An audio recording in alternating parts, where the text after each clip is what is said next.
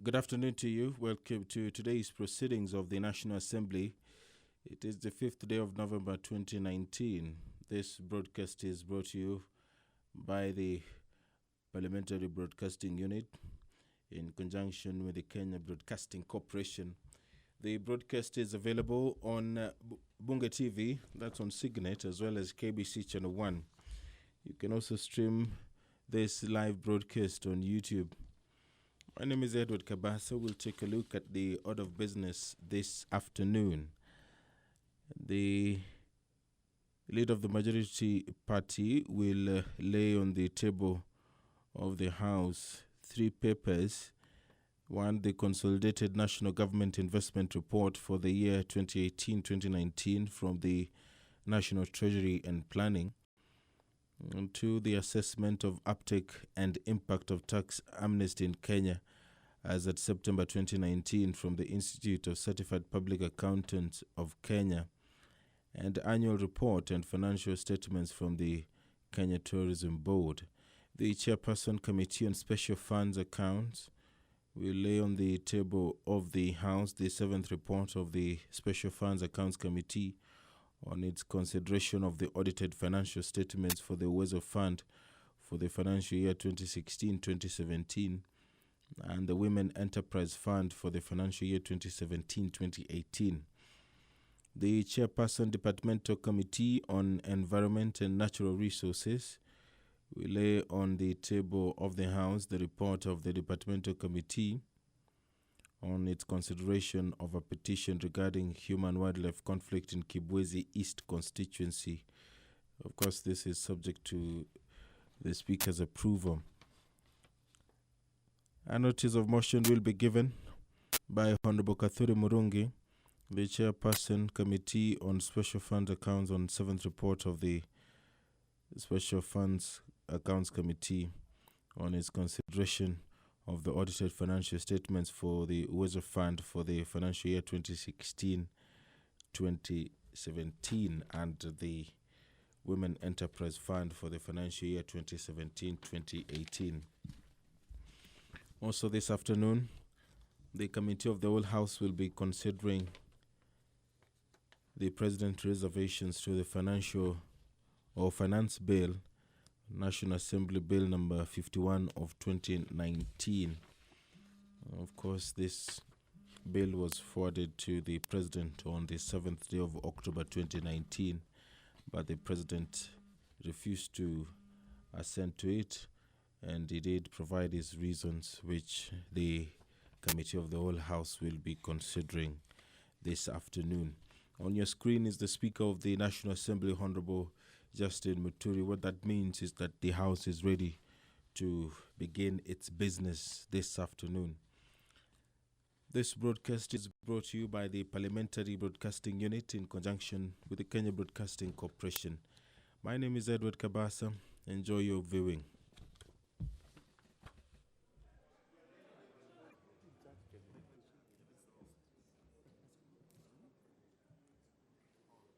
Thank you, Mr. Speaker. I rise to ask the question number 043-2019, directing the Cabinet Secretary for Interior and Coordination of National Government.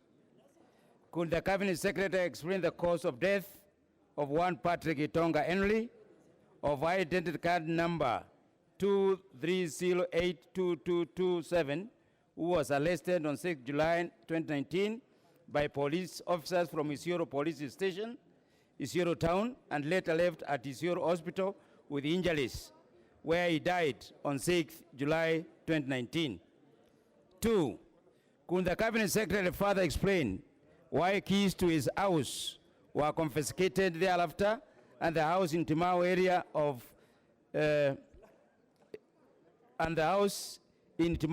Meru County was ransacked by police officers from Isiolo Police Station on the same day, 6th July 2019.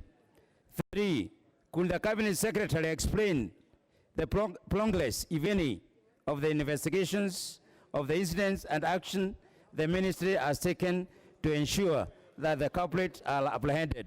Thank you, Mr. Speaker. Question referred to the Committee on Administration and National Security to prioritize. Next question by the member for South Imenti, Honorable Kaduri Murungi.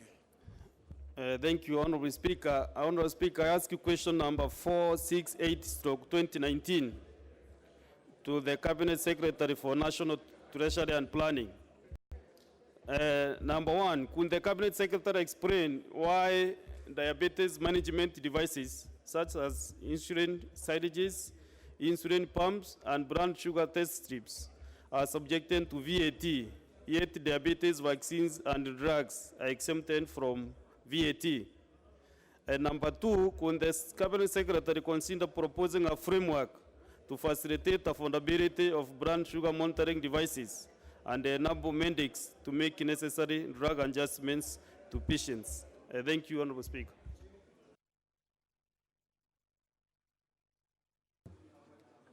Question referred to the Committee on Finance and National Planning. Last question by the member for Laikipia County, Honorable Catherine Waruguru. Member for Laikipia County. Thank you, Mr. Speaker. I rise to ask question 469 of the year 2019 to the Cabinet Secretary for Health. 1. Could the Cabinet Secretary explain why the country is experiencing shortage of naverapine, a drug used to prevent mother-to-child transmission of HIV/AIDS? 2. What steps the ministry is taking to safeguard the lives of newborn who are at threat of contracting the HIV virus and are highly dependent of this drug? Number 3. What mitigation measures the ministry put in place to ensure that there is no disruption of provision of healthcare services in the country due to the shortage of naverapine and other drugs? Thank you. Question referred to the Departmental Committee on Health.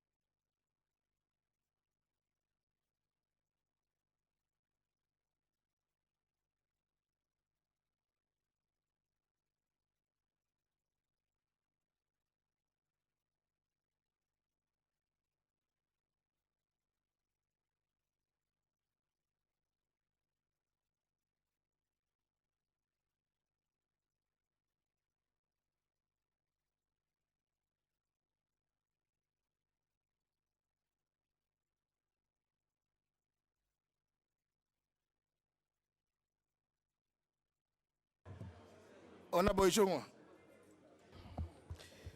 Thank you, Honorable Speaker. I rise, Honorable Speaker, to seek your leave. Honorable Speaker, you are aware that last week on Thursday, following a point of order that was raised by the Honorable Peter Kaluma on issues to do with the budget of the judiciary, you did direct that the Budget and Appropriations Committee calls or rather summons the Cabinet Secretary of the National Treasury and whoever else, in your words, Honorable Speaker, that would assist him. And through the clerk's office, Honorable Speaker, on the 31st of October, we did write to the cabinet. Caused by the capping of interest rates. It was this that prompted the proposal effectiveness of monetary policy with evidence of perverse outcomes making CBK less effective in dealing with economic shocks and delivering on its mandate. Also, in his reasons, the president said that the reduction of loan advances by banks, and on this, he says that studies indicate that the lending activity of small banks reduced, with outstanding stock of credit declining by about 5% in the 12 months ending September 2017. He says that small banks have been disproportionately hit by capping due to their different business model of relying more on higher risk and higher return borrowers such as the micro, small, medium enterprises. Mushrooming of Shylocks and other unregulated lenders in the financial sector is also listed by the president as one of the reasons as to why he refused to assent to the Finance Bill 2019, which is currently before the National Assembly.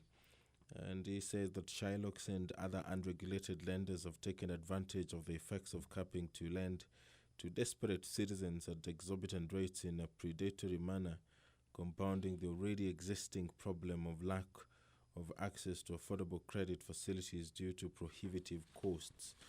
Also listed as one of the reasons why the president is, in addition to the above, the effects being experienced in the banking sector include the withdrawal of banks lending to specific segments of the market, and the increase in average loan size reflecting lower access by small borrowers and larger loans to more established firms, and the decreased diversity of loan products. And the president goes ahead to state that, as earlier indicated, and since September 2016, the government and banks have initiated and implemented programs and measures aimed at supporting greater access to credit at affordable terms by the vulnerable sectors. During the last 3 years, according to the president, the government has scaled up its interventions, particularly through the women and youth funds, to meet the credit needs of these critical segments of the Kenyan economy. The government is also working with development partners who appreciate the shortcomings associated with the capping of the interest rates and are willing to support the government in enhancing the targeted programs. In his memorandum, the president wrote to Parliament that banks have also been addressing the underlying concerns by reviewing their business models to be more customer-centric, adhering to the Kenyan Banking Sector Charter issued by the CBK in February 2019. The charter seeks to promote a banking sector that is responsible and responsive to the needs of Kenyans. The charter is anchored on the pillars of customer centricity, risk-based pricing, transparency, and ethics. Further, the banks have introduced new innovative products targeting the micro, small, and medium enterprises. The president argues that these products leverage on innovative technology, including mobile phone platforms, to provide affordable credit to critical segments of the economy, particularly the micro, small, and medium enterprises, women, and youth. The products, which are in their nascent stages, have great potential to promote affordability and availability of credit, particularly to the micro, small, and medium enterprises. The president goes ahead to say that among the new products that target the SMEs include Stawi, that's a consortium of 5 banks, MJK, which is a product of the Stanbic Bank, the Dare to Aspire, Dare to Achieve, that is also a product of the Stanbic Bank, targeting women, and KCB to Jiajiri, which is targeting the youth. Other banks, especially Citibank, Cooperative Bank, and Equity Bank, have also launched products targeting the financing of agricultural value chains, including barley, coffee, dairy, wheat, and so many other sectors. The president says that KCB has launched the Jaza Duka partnership with Unilever and MasterCard to provide working capital to shopkeepers and small retailers. The president, in his memorandum to Parliament, said that it should be noted that the success of the interventions by the government and banks mentioned above depends on the capacity to scale them up This capacity, however, continues to be curtailed by the existing interest rate capping. This memorandum by the President has been considered in the committee of the whole House, and the committee has reported to the Speaker, and that particular process is still ongoing. The Speaker did propose the question, and he did put the question. The ayes had their say, the nays did have their say, but the Speaker further did indicate that for the House to defeat a presidential memorandum, then the nays have to be 233. And for that to happen, there has to be, the counting must be done either electronically or physically. And as it stands right now, the quorum bell is still ringing. So members are organizing themselves. Those who are opposed to the President memorandum are organizing themselves so that they can attend the numbers. But if that 233 is not achieved, then the President's memorandum will sail through the National Assembly. In his reservation to this particular finance bill, the President concluded that the capping of interest rates has not addressed the intended objective, particularly in expanding credit access. He says that the government remains committed to addressing the underlying concerns that led to the capping. As mentioned above,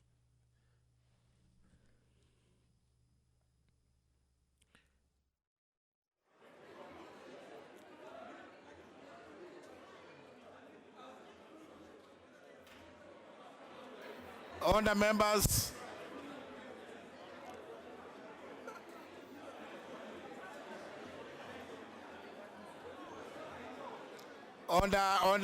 please take your seats.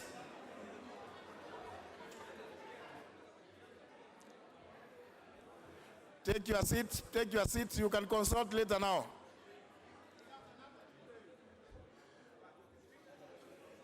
Honourable members, take your seats. Honourable members, I now order that the bar be drawn.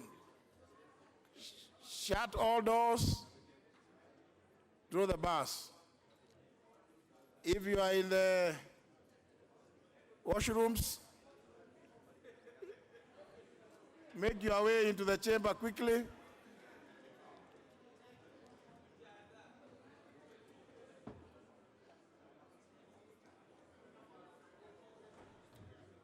Now, all doors, including those ones, should be closed. Now, honourable members, as explained earlier, honourable members, as explained earlier, the first step is to ascertain whether we have not less than 233 of yourselves present in the chamber. Before any other step, the way to go about it is first, I would request all members to log out.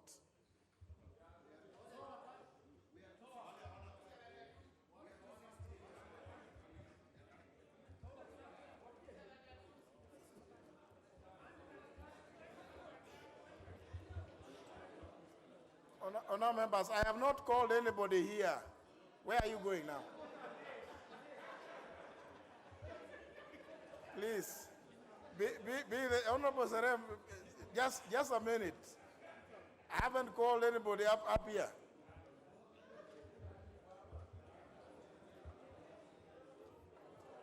So, now that one who is standing, is this the Honourable Marwa or? No, not Honourable Marwa. So, honourable members, we must ensure that no card is in the electronic voting machines. Now, and I think, of course, honourable members are indicating that I will want now to to apply very punitive measures, but given the sensitivity of the motion before the House, I will allow those without cards, those who always forget their cards. Yeah, because you know, it's only fair that everybody be given a chance. It's only fair that everybody be given a chance to express themselves one way or other. So therefore, honor members, those without cards, those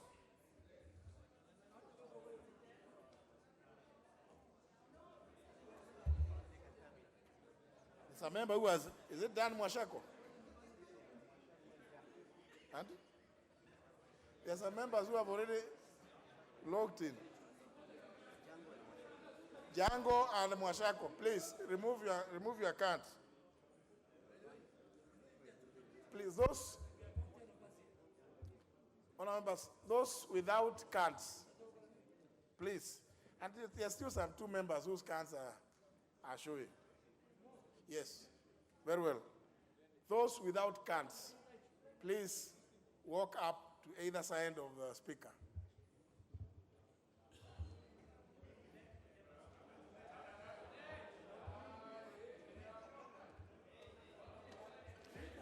Now, who is this?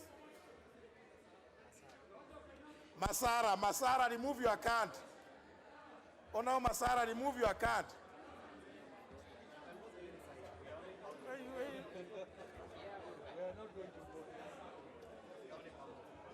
Honor members, those without their cards, please walk up here.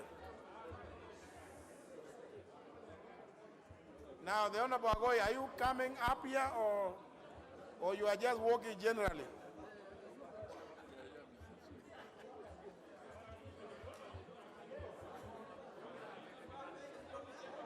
Now, are these ones without the cards or?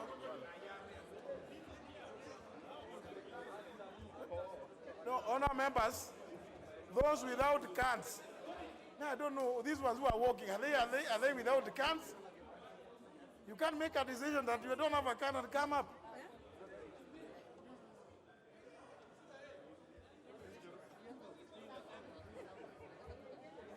Whose card is this? Huh? Honorable Kamene, remove your card. You see this, huh? Honor members. No counting as yet. Honor members. Now, these ones who are up here are the only members without cards. Therefore, honor members, now log in.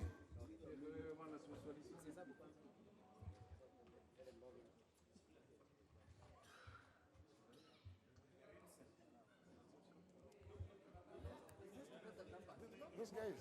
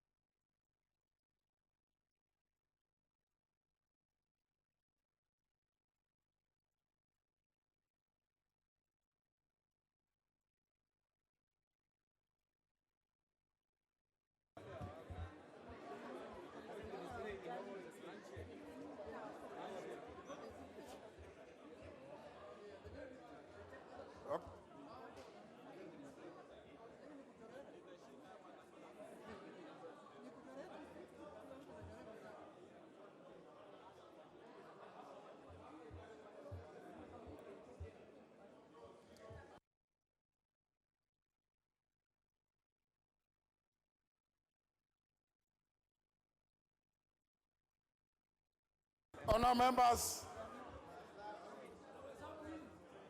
you count. 2, 3, 4.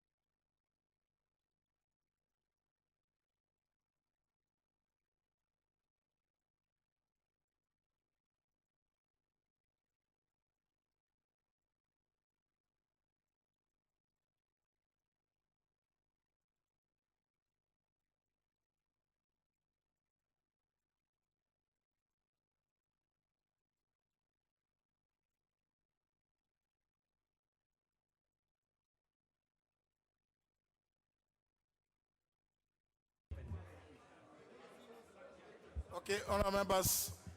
Honor,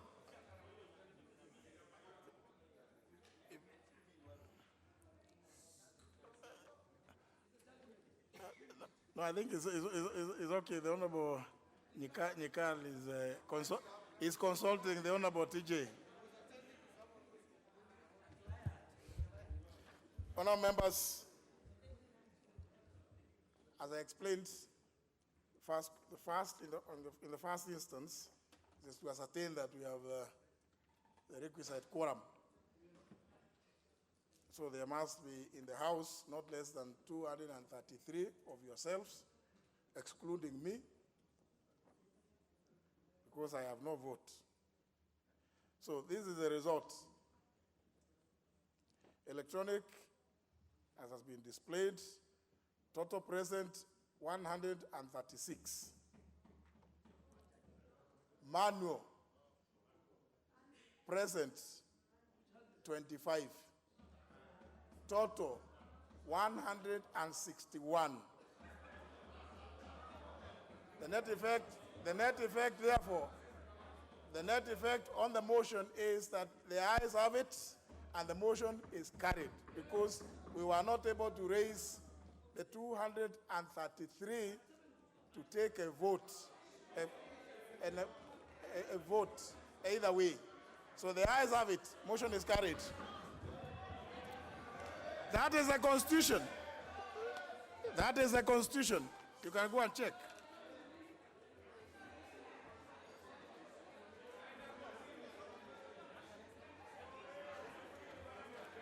Very well.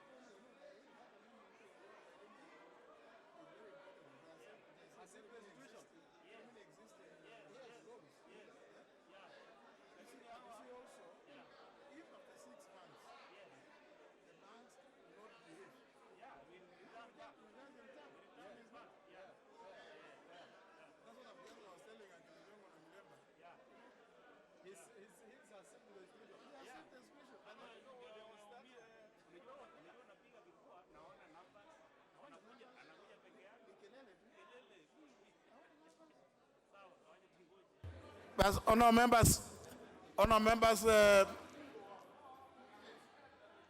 House is still on.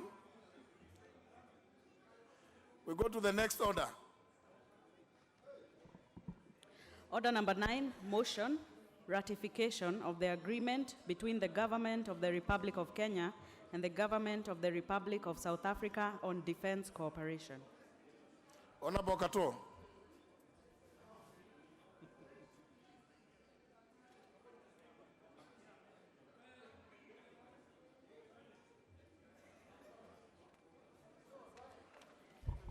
Thank you so much, Mr. Speaker. And Mr. Speaker, I beg to move that this House adopts a report of the Departmental Committee on Defense and Foreign Relations on its consideration of the agreement between the Government of the Republic of Kenya and the Government of the Republic of South Africa on defense cooperation laid on the table of the House on Wednesday, October 16th, 2019, and pursuant to Section 8 of the Treaty Making and Ratification Act 2012, approves the ratification of the agreement between the Government of the Republic of Kenya and the Government of the Republic of South Africa on defense cooperation. Mr. Speaker, in moving this motion, I will just want to highlight some of the aspects of the agreement because we have brought to this House several agreements and cooperations of this nature. But let me just say, Mr. Speaker, that a status of forces agreement is usually a legal framework that defines the position and the modus operandi of a foreign military force in a host state's territory. Mr. Speaker, often we talk of bilateral. At times it is even multilateral, but it can also be a multilateral character. And in such agreements, there's a point of order from the member for Muhoroni. Mr. Speaker, it is evident that we don't have requisite, we don't have numbers in the House. We can see it is evident.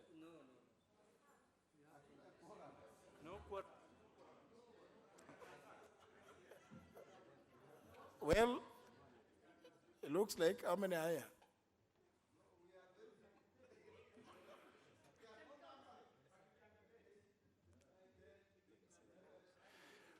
Well, yes, Muhoroni, but you also remember, having raised that point, you must remain in the chamber. So, and you are meant to have entertained us. Can you ring the bell for 10 minutes for quorum?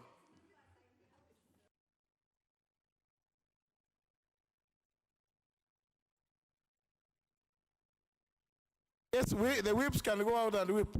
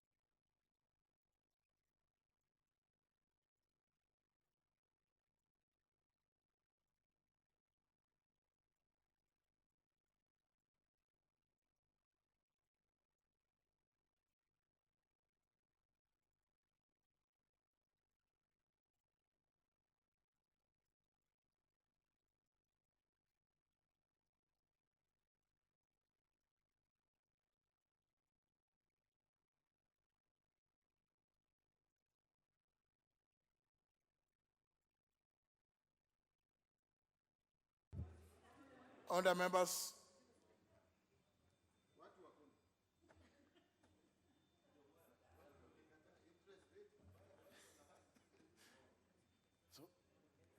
so are these ones coming in?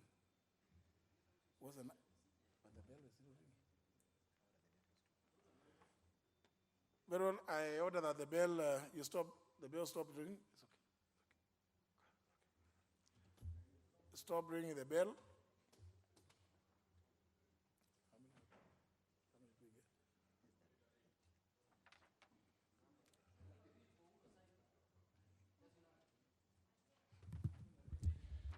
No, members, it is clear that even after the 10 minutes of the bell ringing, we have not been able to raise the quorum. The time being 4:30 p.m., the House therefore adjourns till Wednesday, 6th of November at 9:30 a.m.